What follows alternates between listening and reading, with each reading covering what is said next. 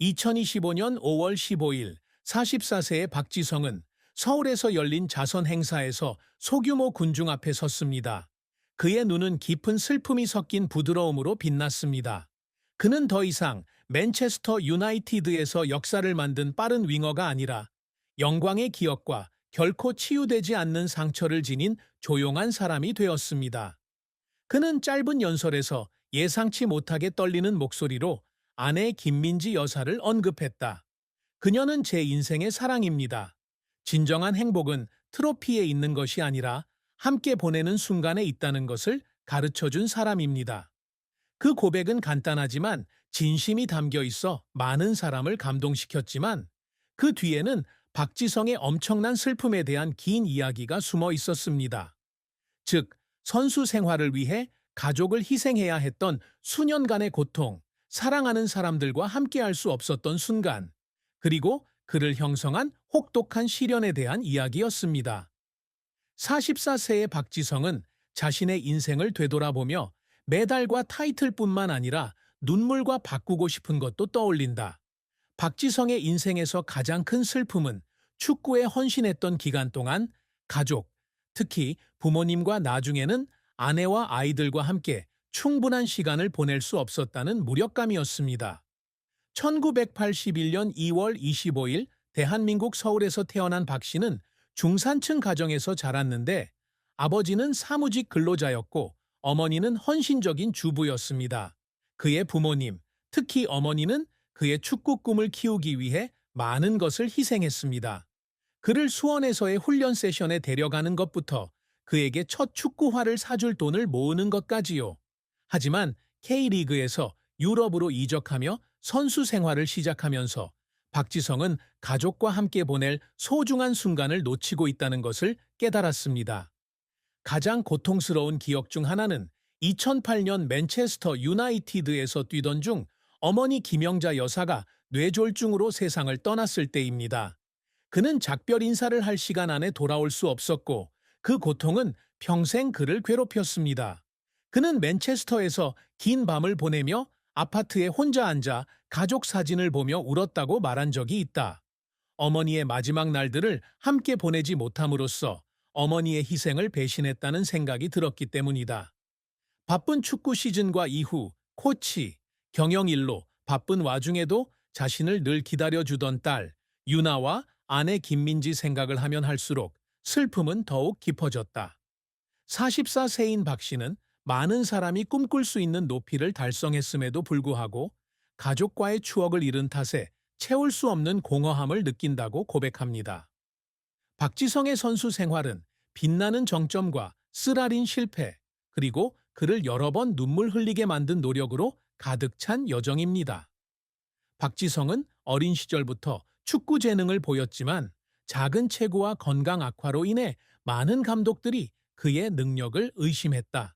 그는 키가 작다는 이유로 서울 유소년 팀에서 탈락한 적이 있으며 한때 포기할까도 생각한 적이 있다. 하지만 부모님의 끈기와 의지가 그가 극복하는 데 도움이 되었습니다.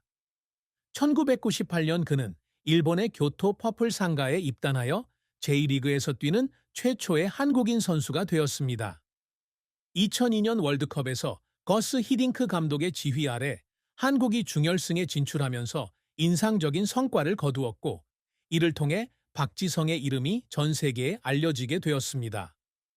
2003년 그는 PSV 에인트호번과 계약하면서 주요 유럽 클럽에서 뛴 최초의 아시아 선수가 되었습니다. PSV에서 에레디비시 타이틀을 2번 획득하고 2005년에는 챔피언스 리그 중결승에 진출하는 등 성공을 거두었고 이는 2005년 맨체스터 유나이티드로의 역사적인 이적의 문을 열었습니다. 맨체스터 유나이티드에서 박지성은 전설이 되었습니다. 그는 프리미어 리그 우승 4회, 챔피언스 리그 우승 1회, 2008년, 리그컵 우승 3회, 2005년, 2012년을 차지했습니다. 빅 매치 플레이어라는 별명을 가진 그는 2010년 아스널전 2골, 2011년 첼시전 결승골 등 중요한 경기에서의 활약으로 명성을 떨쳤습니다. 그의 끊임없는 압박, 동료에 대한 헌신, 그리고 강인한 정신력은 알렉스 퍼거슨 경으로부터 절대 포기하지 않는 사나이라는 별명을 얻게 해주었습니다. 그는 맨체스터 유나이티드를 떠난 뒤 2012년 퀸즈 파크 레인저스에서 뛰었고 만성 무릎 부상으로 2014년 은퇴하기 전까지 임대되어 PSV로 돌아왔습니다. 은퇴 후 전북 현대모터스의 기술이사와 축구 해설가로 활동하며 한국 축구에 기여하고 있습니다. 하지만 박 감독의 경력은 좌절없이는 이루어지지 않았습니다. 가장 큰 실패 중 하나는 퀸즈 파크 레인저스가 프리미어 리그로 강등된 2012년에서 2013년 시즌이었습니다. 안정을 가져올 것으로 기대되는 박 대통령은 기대에 부응하지 못한 것 같아 아쉬움이 남는다. 그는 스완지전 패배 후 탈의실에서 울었다고 말한 적이 있는데 팬들을 실망시킨 것 같은 기분이 들었기 때문이라고 합니다. 또 다른 실패는 2010년 월드컵에서 나이지리아를 상대로 골을 넣었음에도 불구하고 한국이 조별리그를 통과하는 데 도움이 되지 못했다는 것입니다. 그를 국가적 상징으로 보는 한국 언론의 압력이 그에게 큰 부담을 주고 있다. 그를 울린 노력은 경기에서만 나온 것이 아니었습니다. 그는 자신의 허약한 체격을 극복하기 위해 지칠 때까지 연습했고, 연습 후에도 종종 경기장에 남아 자신의 기술을 완벽하게 만들었습니다. 2007년 리버풀과의 경기에서 반칙을 해서 알렉스 퍼거슨 경으로부터 비난을 받았을 때 그는 집으로 가는 길에 울었습니다. 비난을 받았기 때문이 아니라 감독의 신뢰를 받을 자격이 없다고 느꼈기 때문입니다. 맨체스터 유나이티드에서 팀 동료들과 소통하기 위해 영어를 배우느라 긴 밤을 지새웠고 악센트 때문에 놀림을 받았지만 그는 조용히 눈물을 흘렸지만 결코 포기하지 않았습니다. 박지성이 항상 갈망하는 업적은 단순히 타이틀을 획득하는 것이 아니라 젊은 세대에게 영감을 주고 경기장 너머로 유산을 남기는 것입니다. 박 감독은 어린 시절부터 유럽을 정복한 최초의 한국 선수가 되는 꿈을 꾸며 아시아 선수는 최고 수준에서 경쟁할 수 없다는 고정관념을 깨뜨렸습니다. 그의 가장 위대한 업적 중 하나는 아시아 선수로는 최초로 챔피언스 리그에서 우승한 것입니다. 2008년 바르셀로나와의 중결승에서 골을 넣은 그 순간은 그가 결코 잊지 못할 순간입니다. 그는 또한 2009년부터 2012년까지 4회 연속으로 아시아 올해의 축구 선수로 선정되는 전례 없는 기록을 자랑합니다. 알렉스 퍼거슨 경으로부터 내가 지도했던 선수 중 최고 중 한 명이라는 극찬을 받은 것은 엄청난 영광입니다. 재능과 결단력이 있다면 어떤 장벽도 극복할 수 있다는 것을 증명한 것이기 때문입니다. 박 씨는 또한 한국 청소년들의 롤모델이 되기 위해 노력하고 있습니다. 그는 2014년에 젊은 축구 선수와 불우아동을 지원하는 자선단체인 JS 재단을 설립하여 매년 수백 건의 장학금을 수여하고 있습니다. 그는 젊은 선수들이 수원의 마른 소년에서 맨체스터 유나이티드의 레전드가 되기까지의 자신의 여정을 보고 그들도 상상할 수 없는 것을 이룰 수 있다고 믿게 되기를 꿈꿉니다. 또 다른 성과는 2018년 영국 드몽포르 대학교에서 스포츠 경영학 석사 학위를 취득한 것입니다. 그는 직장과 가족의 압박 속에서 공부해야 했습니다. 44세의 박 감독은 여전히 서울의 축구 아카데미를 설립해 한국 축구의 차세대를 양성하고자 노력하고 있다. 건강이 악화되고 있음에도 불구하고 그는 팬들에게 보답하고 축구를 통해 희망을 가져다 주겠다는 자신의 약속을 지키기 위해 자선 경기와 지역 행사에 계속 참여하고 있습니다. 박지성의 사랑과 결혼은 기쁨과 슬픔으로 가득 찬 한 장이며 그 속에서 그는 구원을 찾지만 동시에 큰 시련에 직면하기도 한다. 박 씨는 2011년 서울에서 열린 한 행사에서 전 SBS 아나운서 김민지 씨를 만났다. 따뜻한 미소와 독립적인 성격을 지닌 민지는 금세 박의 마음을 사로잡는다. 두 사람은 3년간의 교제 끝에 2014년 7월 서울에서 가족과 가까운 친구들이 참석한 가운데 비공개로 결혼했는데 알렉스 퍼거슨 경도 그중 한 명이었다. 박 감독은 민지가 자신의 삶에 균형을 가져다 주었고 축구의 압박감과 유럽에서의 외로운 시기를 극복하도록 도와줬다고 말한 적이 있다.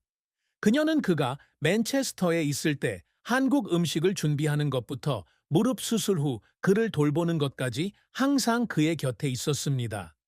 2015년 딸 유나가 태어난 것은 박 씨에게 가장 큰 기쁨이었고, 부상과 쇠퇴한 선수 생활에 시달리던 시절에 한 줄기 희망과도 같았습니다. 하지만 그들의 사랑에도 균열은 있었습니다.